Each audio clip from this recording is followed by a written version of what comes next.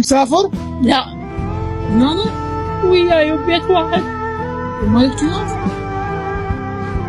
سد الله يخليك. طبعا اعزائي المشاهدين مثل ما تشوفون نتمنى احنا الخير لكل العوائل، بس هي لين امنا انا ما اقدر اعوفها بهيك ظروف، هي امي انا احسبها، فانا ابنك والله العظيم، الله يسلمك. والقران انا ابنك، وانت امنا وتاج على راسنا.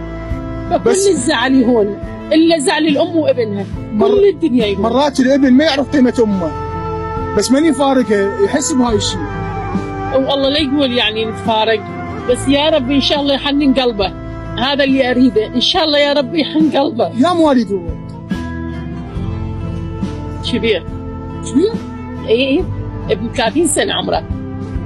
خير ان شاء الله. زين ام الغاليه شلون ماكو حد يقدر يجي، عمه خاله؟ لا رادوا يصالحونه،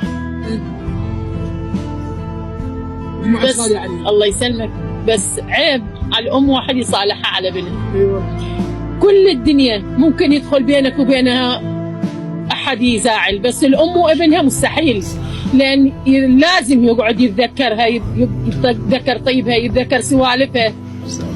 يعني شنو اللي يخليه يشيل قلبه عليها؟ شنو بالدنيا يستاهل يخلي قلبه؟ ماكو شيء، وهاي ام يعني ماكو. وانا لو بناتي يدرن اني بجيت هذه هسه يتقبلها. مجموعة غالية، انا هم ابنك والله العظيم، والقران قد شو تريد بخدمتك؟ لا تقول لي اكو زعل بالدنيا، كل زعل الدنيا يهون اكيد والله، وكل مصايب الدنيا يهون، بس جحود الابن على امه. زين شلون يستحمل من بيت واحد وزعلان؟ هو بيت واحد، لا مثلا تكون مسافر لا بعيد. ان شاء الله سهل، ان شاء الله ان شاء الله سهل. يرجع يعني العقل